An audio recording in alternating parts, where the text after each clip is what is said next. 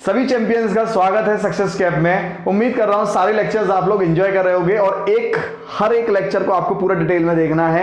Class 12th में अगर आप हैं तो आपको पहले लेक्चर से शुरू करना है और देखते चले जाना है नंबर वाइज 1 2 3 एंड देन 4 और लास्ट तक देखना है आपको। आपका पूरा सिलेबस बहुत ही अच्छी तरीके से कवर किया जाएगा। अब मैं आप लोगों को चैंपियंस क्यों बुलाता हूं, मैंने आप लोगों को पहले भी बताया था, क्योंकि आप ही तो हो आगे आने वाले फ्यूचर इंजीनियर और आप ही तो हो आगे आने वाले डॉक्टर्स और एक्सेट्रा एक्सेट्रा। ऑब्वियसली हर कोई इंजीनियर और डॉक्टर में इंटरेस्टेड भी नहीं है।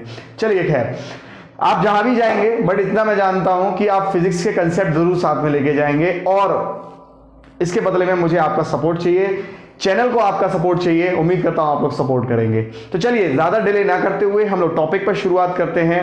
Coulomb's law in the vector form. क्या जरूरत पड़ी वेक्टर फॉर्म की? अभी तक हमने जो कूलम लॉ किया, इससे पहले के जो लेक्चर्स किए, मैं उम्मीद करता हूं वो सब आप लोगों ने देख लिए होंगे। तो अभी तक जो हम लोगों ने कूलम लॉ किया था, तो उसके बाद ऐसा क्या हुआ कि वेक्टर फॉर्म की जरूरत पड़ी? देखिए, ये चैनल बाकी चैनल से इसीलिए अलग पड़ता है क्योंकि मैं यहां पर आप लोगों को बताऊंगा कि आखिर क्यों हम लोग वेक्टर फॉर्म पढ़ रहे हैं। मतलब क्यों जब अच्छा खासा हमने कूलम लॉ पहले भी पढ़ लिया था, तो अब दोबारा वेक्टर फॉर्म में पढ़ने की जरूरत क्या पड़ी? बहुत लोग ये सोचते हैं कि ये सब किताबी बातें हैं, इनका कहीं यूज नहीं होने वाला, बट मैं ऐसा आपको साबित नहीं करने दूंगा। मैं आपको क्लास में साथ में बताते चलूंगा कि ऐसा हम क्यों पढ़ते हैं, क्यों क्यों क्यों क्यों। तो ये क्यों का जवाब आपको यहां मिलता है। चलिए, तो आपने लेक्चर्स देखे होंगे, आपको लेक्चर्स पसंद आ रहे होंगे, तो आप जरूर शेयर करिए और सब्सक्राइब करिए। आपका सपोर्ट हमेशा हम लोगों को मोटिवेट करता है। चलिए, तो शुरू करते हैं टॉपिक पे बिना डिले करते हुए। अब देखिए, coulomb law in vector form. अभी तक हम लोगों ने जो कूलम लॉ पढ़ा था वो क्या बात करता था? वो बात करता था कूलम लॉ बात करता था, दो चार्ज रखे होते थे। मान लीजिए एक Q1 चार्ज है, एक Q2 चार्ज है। जाहिर सी बात है, मैं टेस्ट चार्ज मान के चल लेता हूं और टेस्ट चार्ज पॉजिटिव ही होता है, आप लोगों को मैंने बताया। और एक मैं दूसरा, मतलब दो चार्ज मान के चल लेता हूं, Q1 और Q2, मैंने दोनों पॉजिटिव ले लिए। ऑब्वियसली पॉजिटिव नेगेटिव भी ले सकते हो, नेगेटिव नेगेटिव भी ले सकते हो, पॉजिटिव पॉजिटिव भी ले सकते हो। तो मैंने एक केस ले लिया, कुछ तो लेना ही था तो एक केस मैंने ले लिया, तो Q1 Q2 ठीक है। अब दो पॉइंट चार्जेस हैं, मैंने पॉइंट चार्जेस के बारे में भी आपको बताया कि पॉइंट चार्जेस होते क्या हैं। दो पॉइंट चार्जेस हैं, आपको क्या करना है, आपको नोट्स बनाते हुए चलने हैं और आप प्रॉपर नोट्स अगर बनाएंगे तो आपको किसी और चीज की जरूरत ही नहीं पड़ेगी। ठीक है, मतलब आपको शुरू से एंड तक पूरे प्रॉपर नोट्स बनाते चलने हैं और आपको जो पेपर में आएगा मैं पूरी चीज आपको डिटेलिंग में बताते चलूंगा। Q1 Q2 की मैं बात करूं, Q1 Q2 दो पॉइंट चार्ज हैं, इन दोनों के बीच में क्योंकि ये सेम चार्ज हैं, लाइक चार्जेस हैं, तो ये ऑब्वियसली फोर्स लगेगा कुछ इस तरह। तेरी पलकें मेरी पलकों से मिला दे आंसू। हाँ, देखिए कुछ इस तरह, मतलब इसमें क्या होगा कि दो रिपल्शन, जाहिर सी बात है दो चार्जेस हैं पॉजिटिव पॉजिटिव, तो इनमें रिपल्शन फोर्स लगेगा। अब रिपल्शन फोर्स आप देखिए लगेगा, तो मैं इसमें नाम दे देता हूं F21, मतलब मैं नाम दे देता हूं फोर्स F21। मतलब F21 क्या है? फोर्स ऑन, सॉरी F12 दे देता हूं इसको, force on one charge due to first charge due to second charge. ठीक है, मतलब पहले चार्ज पर दूसरी चार्ज की वजह से फोर्स, ठीक है, और इस चार्ज की वजह से इस पर रिपल्शन फोर्स लगेगा, तो मैं इसको F21 नाम दे देता हूं। ये क्या होगा? Force on second charge due to first charge. अभी तक अच्छी खासा जीवन चल रहा था, अच्छी खासी चीजें बड़ी सिंपल थी। हमने केवल एक कूलम लॉ पढ़ा था जो कि दो पॉइंट चार्ज के फोर्स के बीच में बताता है मैग्नीट्यूड, और वो क्या पढ़ा था? 1/4 pi epsilon naught epsilon r Q1 Q2 by d square. Obviously d क्या था? d ले लो या r ले लो, कुछ भी ले सकते हो आप, अगर इनके बीच में r डिस्टेंस ले रहे हो तो। ठीक है, तो अगर आप इनके बीच में r डिस्टेंस ले रहे हैं तो आप इसे r भी ले सकते हैं। ठीक है, r स्क्वायर। अभी तक हमने कूलम लॉ ये पढ़ा था, तो क्या जरूरत आ गई? क्या बात, ऐसी क्या बात हो गई जो हमें वेक्टर फॉर्म में भी पढ़ना पड़ रहा है? सोचा है कभी? तो चलिए हम लोग इसको शुरू करते हुए चलते हैं। कूलम लॉ अभी तक हमने जो पढ़ा था उसमें जो पेपर में आने वाली बातें होती हैं वो क्या होती हैं कि कूलम लॉ का जो फोर्स होता है वो दो चार्जेस के प्रोडक्ट के बराबर होता है। डब्बे में पैक कर लो। देखिए जो चीज़ डब्बे में पैक कराऊंगा आपको अपने साथ में एग्जाम में लेके जानी है, याद रखिए। अब वो कैसे लेके जाएंगे, माथे पे घड़वाएंगे या आप अपने हाथ पे घड़वाएंगे, कहाँ घड़वाएंगे वो देखना है आपको। चलिए, तो फोर्स डायरेक्टली प्रोपोर्शनल होता है Q1 Q2 के, मतलब अगर दो चार्जेस के प्रोडक्ट बढ़ेंगे तो कहीं ना कहीं फोर्स बढ़ेगा।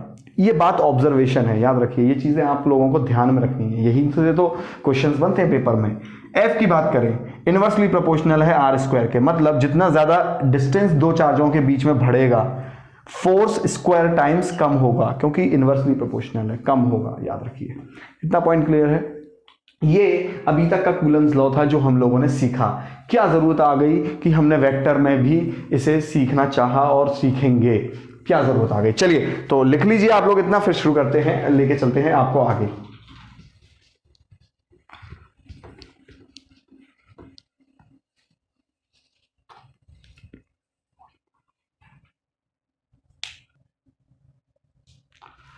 तो चलिए स्टूडेंट्स, आप लोगों ने लिख लिया होगा। यहां पर मेरे को डायग्राम बनाना था तो मैंने इतना पोर्शन यहां पर आप लोगों के लिए लिख दिया। बात वही है, कुछ चेंज नहीं किया है कंटेंट में। F12 लिखा है।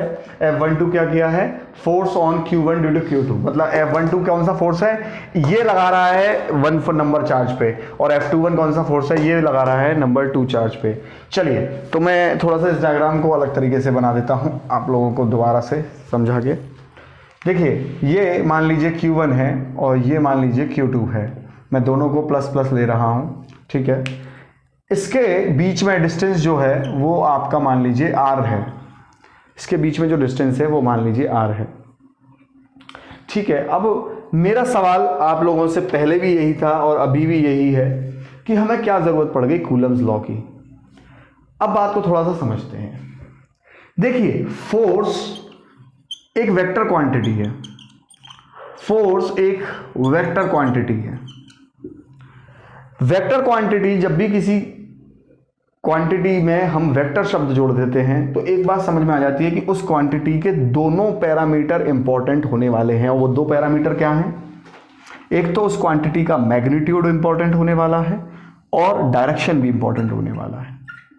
अब मैं आपको किस चीज का जवाब बता रहा हूं कि why we are interested in finding the vector form, why vector form needed, क्यों जरूरत है वेक्टर फॉर्म की। अच्छी खासी जिंदगी चल रही थी, अच्छा खासा कूलम लॉ था, आसान सा, उसमें हम लोगों ने क्यों घुसा दिया ये वेक्टर फॉर्म। चलिए तो देखेंगे, इसी चीज को ही देखेंगे। मैं पेन ले लेता हूं अपना, तो पेन नहीं मिल रहा है, बताओ यार। हाँ चलिए मिल गया मेरा पेन। हाँ खैर, तो वेक्टर फॉर्म क्यों नीड है। फोर्स एक वेक्टर क्वांटिटी है, इसका मतलब फोर्स में मैग्नीट्यूड और डायरेक्शन दोनों इंपॉर्टेंट हो जाते हैं। अगर मैं किसी भी एक चीज से रिप्रेजेंट करूं अपने फोर्स को, मान लीजिए मैं फोर्स का मैग्नीट्यूड बता रहा हूं 10 न्यूटन, नहीं चलेगा, नहीं चलेगा। अगर मैं खाली फोर्स का डायरेक्शन बता रहा हूं, in the south, in the north, in upward, in downward, नहीं चलेगा, नहीं चलेगा। They both are needed simultaneously. Force के साथ में खूबसूरत और हसीन बात ही यही है कि मैग्नीट्यूड के साथ में डायरेक्शन नीडेड है। इसका मतलब अगर आप फोर्स किसी को बताएंगे तो 10 न्यूटन अपवर्ड्स बताएंगे या 10 न्यूटन डाउनवर्ड्स बताएंगे, ये कॉम्बो साथ में चलेगा, अदरवाइज ये टेक्निकलिटी में गलत होगा अगर आप खाली मैग्नीट्यूड बता रहे हैं तो। क्यों, क्योंकि ये वेक्टर क्वांटिटी है। समझते हैं इस बात को थोड़ा सा और डिटेल में, बात को समझते हैं। देखिए मान लीजिए, लो मान लिया हमने, क्या है प्यार नहीं तुमको। खैर देखिए, एक ब्लॉक मैंने मान लिया, मान लीजिए आप खड़े हैं एक ब्लॉक पे, 10 न्यूटन का फोर्स लगा रहे हैं। ये 10 न्यूटन का फोर्स हो गया टुवर्ड्स राइट, ठीक है। Direction we have mentioned, right, right कह लो, साउथ कह लो, कोई किसी का नॉर्थ कह सकता है, कुछ भी कह सकता है, मतलब इतनी बड़ी कोई बात नहीं है, ठीक है। मान लीजिए 10 न्यूटन राइट फोर्स लगा रहे हैं, तो ये हमने बहुत अच्छी तरीके से फोर्स बताया, क्योंकि फोर्स में हमने वेक्टर क्वांटिटी बोल रहे हैं। तो 10 न्यूटन राइट बताया, माने वाजिब बताया, हमने सही बताया। चलिए बहुत बढ़िया बात कर दी आपने, इतना समझ लिया। तो अब बात करेंगे, अगर मैंने इस ब्लॉक को खिसकाना है, डिस्प्लेसमेंट लेके आनी है इस ब्लॉक में, इस ब्लॉक को मुझे मूव करना है, तो 10 न्यूटन राइट फोर्स लगाऊंगा तो ये मूव करेगा, बिल्कुल मूव करेगा साहब। अब मान लीजिए कि आपका एक और फ्रेंड 10 न्यूटन फोर्स लगा रहा है but he is applying that force in the left direction. अब बताइए ये ब्लॉक क्या मूव करेगा, बात समझते हैं।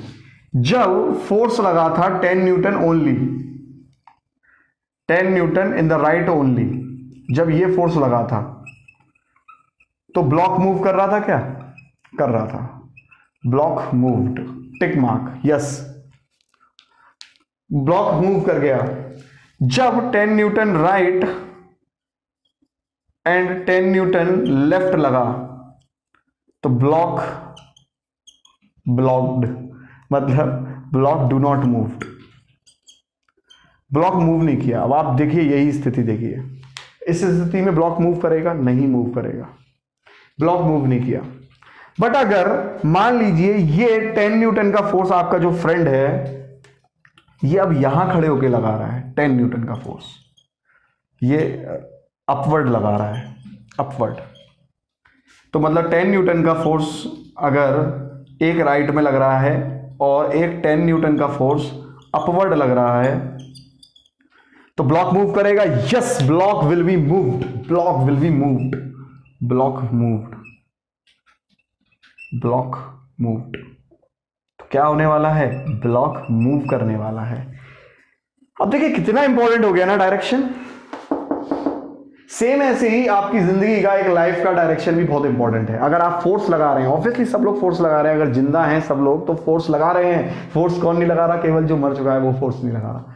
तो फोर्स तो सब लगा रहे हैं, बट अगर वो राइट डायरेक्शन, अगर डायरेक्शन इंपॉर्टेंट लाइफ में भी होता है, अगर आपका डायरेक्शन ठीक है तो मूवमेंट होगी आपकी, आपका जो है आगे चलने की प्रक्रिया है वो बढ़ेगी। और अगर आपका डायरेक्शन सही नहीं है, अगर आप सही डायरेक्शन में नहीं है तो obviously block will not move, आप भी मूव नहीं करेंगे। कहने का मतलब बड़ा साफ है कि कहीं ना कहीं फोर्स के साथ में मैग्नीट्यूड बड़ा इंपॉर्टेंट है। अगर आपको कोई वर्क डन करना है तो if you have to do the work, your force direction and magnitude both are important.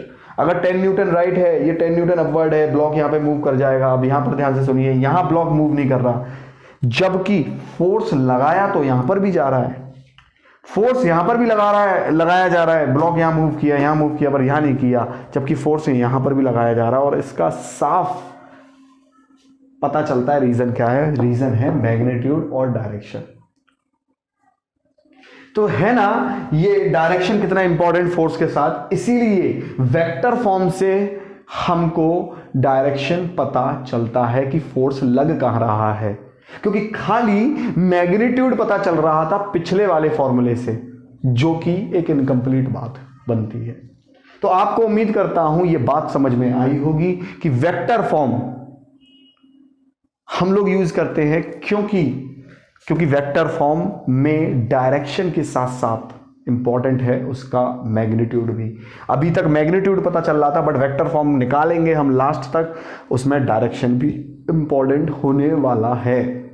तो चलिए मैं मिटा देता हूं, मेरी जो मेन बात है जो मुझे समझानी थी वो आप समझ गए होगे, आप समझदार हो भी बहुत।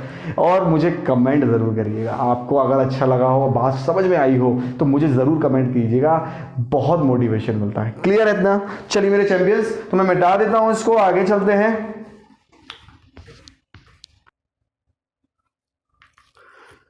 तो देखिए स्टूडेंट्स, बात कर रहे थे हम लोग दो चार्ज की। अब आपको समझ में आ गया होगा हम वेक्टर फॉर्म को कर रहे हैं, because vector form gives us, अच्छा जिन लोगों को नोट्स चाहिए होगा वो गिवन नंबर्स पे बात कर सकता है, बिल्कुल तुरंत कर सकता है, सेव कर ले नंबर और बात कर ले, नोट्स मिलेंगे प्रॉपर।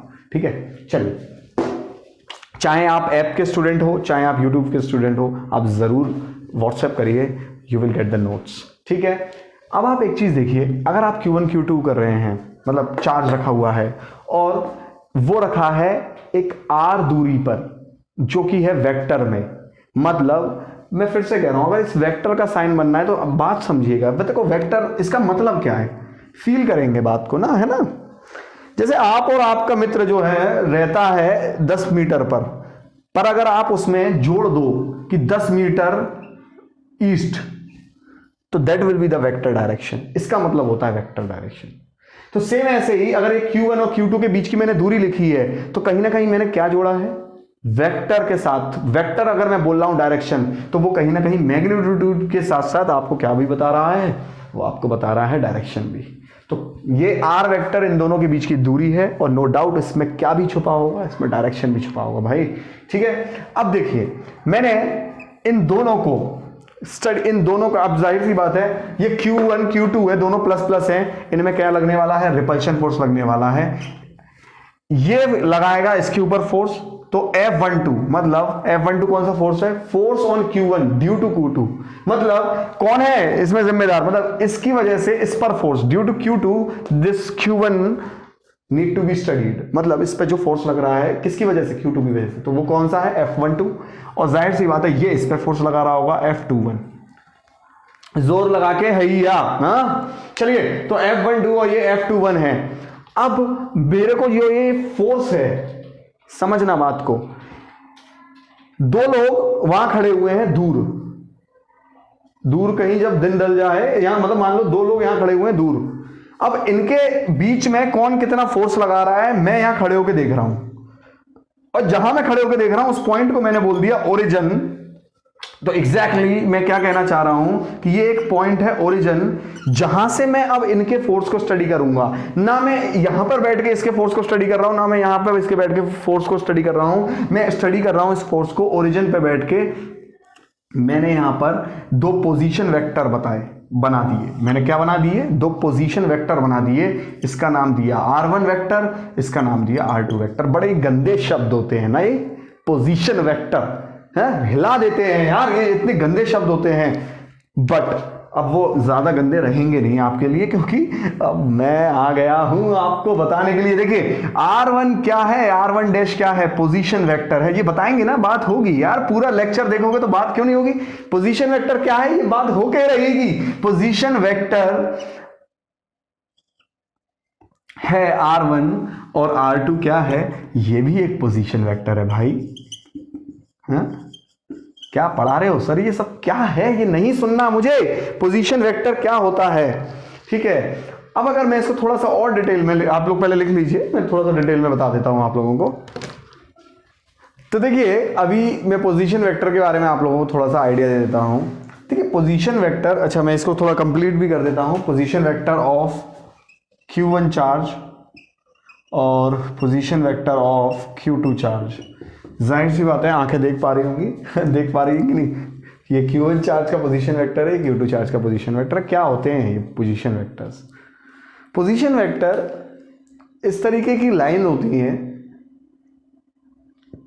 जिसका एक एंड तो फिक्स्ड है, दूसरा एंड वेरिएबल है, मतलब चेंज होने वाला है। जैसे फॉर एग्जांपल मान लीजिए, लो मान लिया हमने एक पॉइंट है, यहां से यहां मैंने पोजीशन वेक्टर बनाया, ये एंड तो फिक्स्ड है, मतलब देखने वाला बंदा यहां खड़ा है, ये तो फिक्स्ड है, बट यहां कोई बंदा घूम रहा है, वो चल रहा है, तो उसकी बार बार लेंथ बदलेगी कि नहीं बदलेगी, उसकी बार बार डायरेक्शन बदलेगी कि नहीं बदलेगी। डायरेक्शन जहां बात आएगी वहां पोजीशन वेक्टर की बात आएगी। मतलब पोजीशन वेक्टर, अगर मैं एक बहुत आसान भाषा में कहूं, ये वो लाइन है जिसका एक एंड फिक्स्ड है और दूसरा एंड मूवेबल है, वेरिएबल है, जिसकी वजह से इस लाइन की लेंथ बार बार बदलती रहेगी। सोचोगे कि जरूरत यहां क्या पड़ी। अब आप खुद एक चीज सोचो, यहां एक चार्ज रखा है, यहां एक चार्ज रखा है, जब इस पर फोर्स लगेगा तो ये इधर उधर भागेंगे, मतलब ये एंड तो कहीं ना कहीं मूवेबल हो गया ना, ये एंड तो कहीं ना कहीं मूव कर रहा है। ये जो पॉइंट, ये जो लाइंस हैं, ये पोजीशन वेक्टर है, मतलब ओरिजिन फिक्स्ड है, यहां से हम देख रहे हैं, तो यहां पर हमें ऑब्वियसली पोजीशन वेक्टर की जरूरत पड़ेगी। तो ये पोजीशन वेक्टर क्या बताता है, ये डायरेक्शन भी अपने अंदर रखता है और साथ में मैग्नीट्यूड भी रखता है। अगर मैं किसी पोजीशन वेक्टर की बात करूं, अब देखिए कोई भी पोजीशन वेक्टर है, कोई भी पोजीशन वेक्टर है, कोई भी पोजीशन वेक्टर होगा, वो कहीं ना कहीं लेंथ वेरी जरूर कर रहा होगा। मतलब पोजीशन वेक्टर शोज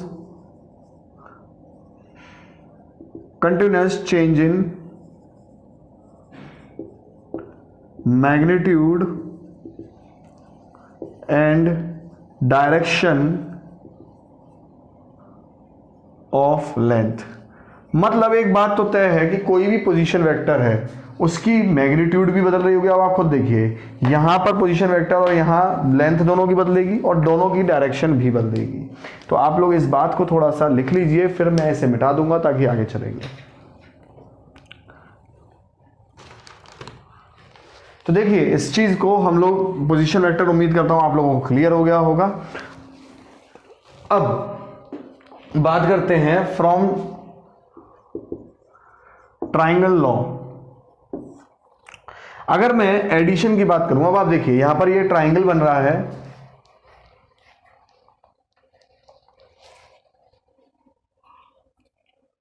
यहां ये ट्राइंगल बन रहा है। R1 की मैं बात करूं, R1 की मैं बात करूं, R2 की मैं बात करूं और यहां AB की मैं बात करूं, AB की मैं बात करूं। अब आप बड़े ध्यान से समझना, ट्राइंगल का लॉ सीधा कहता है, ये हेड है, देखिए किसी भी वेक्टर का ये हेड होता है और किसी भी वेक्टर की ये टेल होती है। हेड प्लस टेल, ये हेड है, यहां पर टेल जुड़ी है। तो देखिए किसी हेड में टेल जुड़ी, यहां से टेल जुड़ रही है, तो जो रिजल्टेंट आता है, मैं वेक्टर के इस रूल पर, पैरेललोग्राम लॉ पे, ट्राइंगल लॉ पे, मैं वेक्टर में किस तरीके से एडिशन करते हैं, ये मैं बेसिक का आप लोगों के लिए वीडियो बना दूंगा। तो यहाँ पर जब भी हेड और टेल जुड़ते हैं तो जो रिजल्टेंट आता है, याद रखिए उसका हेड आपको जुड़ रहा होगा वहाँ पे। तो हेड प्लस टेल क्या होना चाहिए? हेड होना चाहिए। कहने का मतलब ये है, देखिए ये हेड है, ये टेल से जुड़ा, तो कुल मिलाकर रिजल्ट क्या आएगा? टेल। तो कहने का मतलब ये किसका है, ये कौन सा वाला वेक्टर है? R1 वेक्टर है। टेल वाला वेक्टर कौन सा है? R वेक्टर है। तो रिजल्टेंट क्या आया? R1। ठीक है, अब आप इस तरीके से ले सकते हैं, इसको R1 को जोड़ा, फिर R2 को जोड़ा, R को जोड़ा, और जो रिजल्टेंट निकल के आया वो क्या आया? R2 रिजल्टेंट निकल के आया। तो जो रिजल्टेंट निकल के आया वो क्या आया? R2 vector. अब यहां पर से मैं अगर R का मैग्नीट्यूड निकालूं, मतलब R को निकालूंगा, तो R क्या आएगा? R2 minus R1 vector. अब आप लोग यहां पर देख सकते हैं, A से B के बीच के डिस्टेंस को ही तो R कह रहे हैं, तो जो A से B का डिस्टेंस है मतलब वो क्या हो जाएगा? R वेक्टर हो जाएगा। A से B का डिस्टेंस R वेक्टर हो जाएगा, उसको क्या लिख रहे हैं? R2 minus R1। इसका मतलब मैं इसको R12 भी लिख सकता हूं। अब क्योंकि मैं AB को, अब मैं थोड़ा सा इस चीज को यहां पर लिख देता हूं, AB ही R है और R ही क्या है? R12 है, और यही क्या है? R2 माइनस R1 है। ठीक है, अब आप बड़े ही ध्यान से इसे समझिए कि BA वेक्टर, देखिए अगर AB इस डायरेक्शन में प्लस 10, मान लो आपका दोस्त 10 मीटर ईस्ट में रहता है, तो अगर मैं उससे पूछूंगा तो वो क्या बोलेगा? हाँ, वो 10 मीटर वेस्ट में रहता है, मतलब वो उल्टा बताएगा। सेम ऐसे ही अगर मैं यहां पर AB का डायरेक्शन बता रहा हूं तो वो R है, तो BA का डायरेक्शन क्या हो जाएगा? देखिए यही तो लेंथ का खेल है, मतलब यही तो वेक्टर का खेल है। वेक्टर डायरेक्शन की बात बहुत करता है। तो BA क्या हो जाएगा? माइनस R क्या होगा? जाहिर सी बात है R21, क्योंकि ये हो जाएगा R1 माइनस R2। क्यों? क्योंकि माइनस साइन लग रहा है यहाँ पे, यहाँ माइनस साइन लग रहा है यहाँ पे, इस साइन की वजह से। तो इसको हम लोग मिटा देंगे, इस तरीके से। चलिए इसको हम लोग मिटा दिया। अब यहां पर हम लोगों को एक बात पता चल गई कि ये जो वेक्टर है, इस वेक्टर का हम लोगों को मैग्नीट्यूड, मतलब हम लोगों को वेक्टर का पता चल गया कि R वेक्टर कितना है? R12 है। और BA वाला वेक्टर, मतलब अगर AB की बात करेंगे तो R12 है, BA की बात करेंगे तो R21 है। यहां से हम लोगों को एक चीज पता चल गई है, इतना आप लोग उतारिए।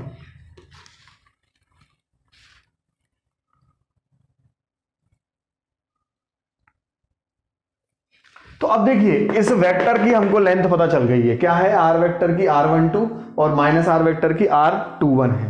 इस वेक्टर की हमको लेंथ पता चल गई है। तो इस वेक्टर की अगर हमको लेंथ पता करनी है, हमको लेंथ पता करनी है, तो क्या करेंगे हम लोग? We have to use unit vector. तो देखिए हम लोग क्या बात करेंगे, आप लोग लिखिए इस चीज को, direction of vector is specified by a unit vector, मतलब किसी भी वेक्टर का डायरेक्शन उसके यूनिट वेक्टर द्वारा दिया जाता है। Direction of vector is given by unit vector, किससे दिया जाता है? यूनिट वेक्टर से दिया जाता है। तो ये यूनिट वेक्टर क्या होता है? यूनिट वेक्टर एक तरीके का वेक्टर होता है जिसको हम डिनोट करते हैं वेक्टर बाय वेक्टर का मैग्नीट्यूड से। अब जैसे फॉर एग्जांपल मैं बात करूं यूनिट वेक्टर की, R12 यूनिट वेक्टर की बात करूं, R12 यूनिट वेक्टर की बात करूं, तो R12 का यूनिट वेक्टर, अगर मैं वेक्टर की बात करूंगा तो R12 का वेक्टर कितना है? R12, ये तो R12 का यूनिट वेक्टर है, unit vector of R12। Cap से हम लोग क्या दर्शाते हैं? यूनिट वेक्टर ऑफ R12 है ये, अपॉन R12 का मैग्नीट्यूड कितना है? R12। सेम ऐसे ही यूनिट वेक्टर अगर मैं दर्शाऊंगा R21 का, तो वो कितना निकलेगा? R21 वेक्टर, मतलब R21 का वेक्टर कितना है? R21, ये तो यूनिट वेक्टर है, याद रखिए, यूनिट वेक्टर ऑफ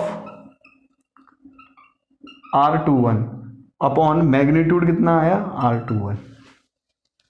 तो ये हमें क्यों यूज करने पड़े, ये नए हमें क्यों यूज करने पड़े? क्योंकि यही तो डायरेक्शन बताएंगे आपको। इतना लिखिए आप लोग,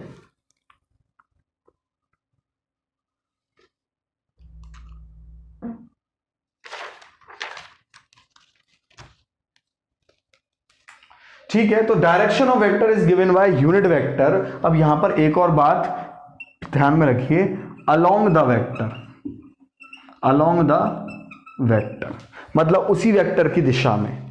तो जब हम लोग यहां पर फोर्स लिखेंगे, सो फोर्स F12 या F21 ले लीजिए, F21 फोर्स ले लीजिए। अब आप पहले इतना लिखिए, फोर्स F21 ले लीजिए। तो F21 क्या है? F21 फोर्स किसकी दिशा में है? AB की दिशा में ही लग रहा है। देखो AB वेक्टर ऐसा था, तो F21 फोर्स भी ऐसा ही है, ठीक है। तो देखिए क्या आएगा, 1/4 पाई एप्सिलॉन नॉट, ठीक है, Q1 Q2 बाय, ध्यान से सुनना, Q1 Q2 तो आ गया, डिस्टेंस कितनी है? AB, और डायरेक्शन ऑफ वेक्टर भी हमें लिखना पड़ेगा। F21 का डायरेक्शन क्या है? Along AB।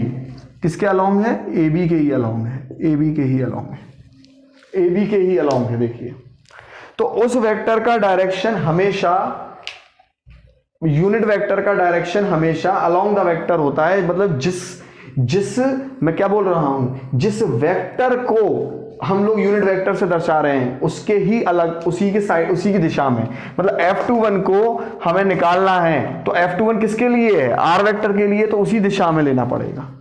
तो ये क्या हुआ? अच्छा, ये यहां पर डिस्टेंस की हमेशा याद रखिए, वो होती है स्क्वायर होती है, ठीक है। डिस्टेंस का क्या होता है? हमेशा स्क्वायर होता है, डिस्टेंस का स्क्वायर होता है, तो यहां स्क्वायर लिखिए, अलोंग AB। मैं इसको मिटा देता हूं, आप लोग लिख लीजिए जब तक।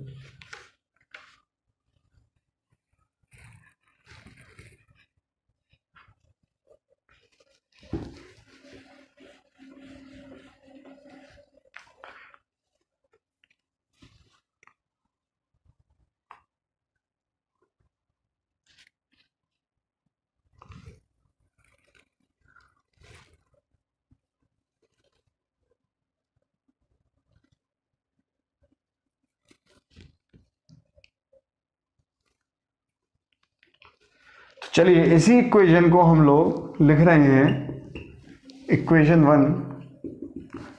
F21 क्या बनेगा? F21 equals to 1/4 pi epsilon naught Q1 Q2। अब देखिए बड़े ध्यान से, AB का मैग्नीट्यूड क्या है? AB का मैग्नीट्यूड क्या है? मैग्नीट्यूड क्या है AB का? किसी भी वेक्टर का जो मैग्नीट्यूड है वो क्या है AB का? R12 मैग्नीट्यूड है, ठीक है। अभी हम लोग बात की है यहाँ पे, देखिए ये मैग्नीट्यूड ही तो लिखा था हम लोगों ने, यहाँ पे हम लोगों ने मैग्नीट्यूड ही तो लिखा था, ये यहाँ पर हम लोगों ने मैग्नीट्यूड ही तो लिखा था। ये क्योंकि यूनिट वेक्टर का फॉर्मूला मैंने अभी आपको लिखवाया, वेक्टर अपॉन मैग्नीट्यूड। तो r12 जो यूनिट वेक्टर है उसका मैग्नीट्यूड कितना है, r12 है। तो यहां पर मैं क्या लिखूंगा, r12 का स्क्वायर लिखूंगा। देखिए ab का स्क्वायर है और अलोंग ab, अब ध्यान से समझिए, ab के अलोंग जो वेक्टर है वो क्या है, ab के अलोंग जो वेक्टर है वो क्या है, देखिए आप यहां पे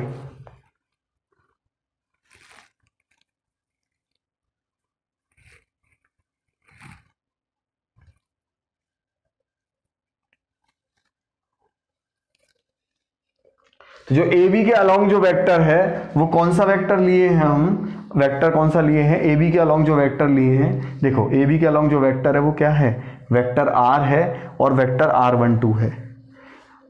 बट अलोंग ए बी में जो हम वेक्टर लेंगे उसकी डायरेक्शन क्या रहेगी, r12 कैप, r12 कैप। क्योंकि देखिए यूनिट वेक्टर लेना है भैया, हमें जो अलोंग ए बी में लेना है। आप लोग कहोगे सर ये वाला क्यों नहीं लिया r12 वेक्टर, क्यों, क्योंकि अलोंग ए बी में जो हमें लेना है वो लेना है उसका यूनिट वेक्टर। तो इसका जो यूनिट वेक्टर है वो ये है और इसका जो यूनिट वेक्टर है वो ये है। तो r12, अब आप देखिए हम लोगों को ये पता है r12 की वैल्यू क्या है, r12 वेक्टर अपॉन r। अब तो मैं इसको किस तरीके से लिख दूंगा, f21 = 4 पाई एप्सिलॉन नॉट q1 q2। अब बड़ा ही यहाँ पे ध्यान से देखने की बात है, देखिए r12 को मैं यहां से लिखूंगा, r12 को क्या लिखूंगा, r12 वेक्टर अपॉन ये हो जाएगा r12 का क्यूब। तो ये हो गया आपका पूरा का पूरा कूलम लॉ। ये क्या हो गया आपका F21 फोर्स कूलम लॉ के साथ में, जो कि कहीं ना कहीं देखो वेक्टर के रूप में बता रहा है। मतलब पहले वेक्टर के रूप में ये बातें नहीं आ रही थी रेडियस की, वो रेडियस कह रहा हूं डिस्टेंस की। तो यहां से हम लोगों को पता चलता है कि F21 किसके प्रोपोर्शनल है, डायरेक्टली प्रोपोर्शनल है वेक्टर के, और इनवर्सली प्रोपोर्शनल है किसके, मैं ये इसको मिटा देता हूं नहीं तो होश पोश बहुत हो जाएगी।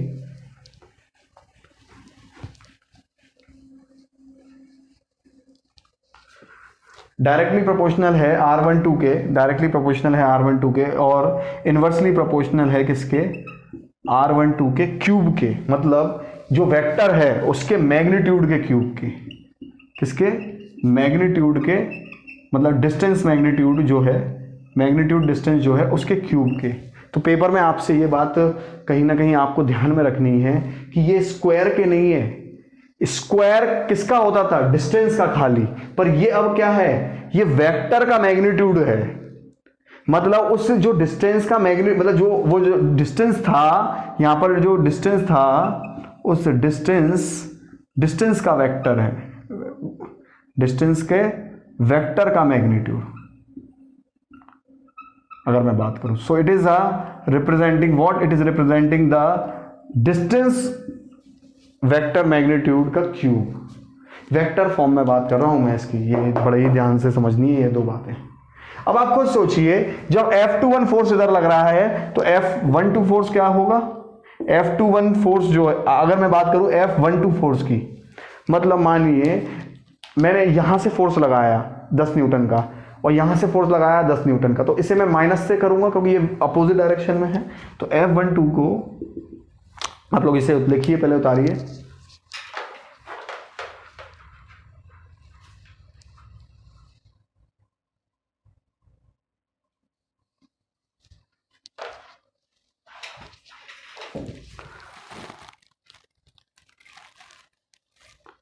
तो अगर मैं F12 की बात करूंगा, मैं थोड़ा सा इसको मिटा देता हूं काफी यहां पे,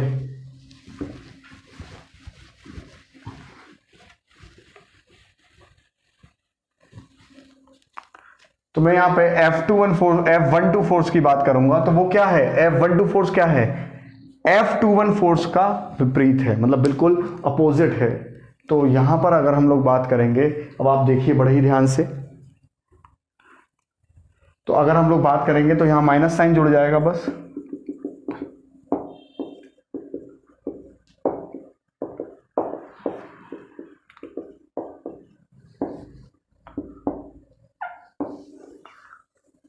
इसके माइनस साइन जुड़ जाएगा यहां पे। ना पॉइंट क्लियर है।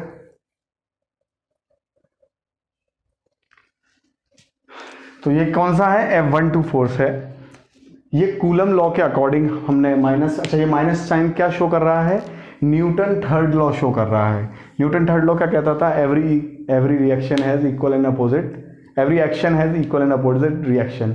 मतलब हर एक्शन जो भी हम करेंगे उसका एक अपोजिट रिएक्शन होता है और सेम मैग्नीट्यूड में होता है, बट डायरेक्शन अलग होती है। जैसे फॉर एग्जाम्पल मैंने मुक्का मारा आपके, तो आपने जब मारा बैक करके तो वो डायरेक्शन अलग होगी बस, अदरवाइज मैग्नीट्यूड सेम होगा। तो कूलम लॉ शोज, मतलब कूलम लॉ किस पे आधारित भी रहता है, या coulomb law is based on, हम लोग लिखेंगे, ये आप उतार लीजिए। तो कूलम लॉ किसकी याद दिलाता है? Coulomb law is in accordance to third law of Newton,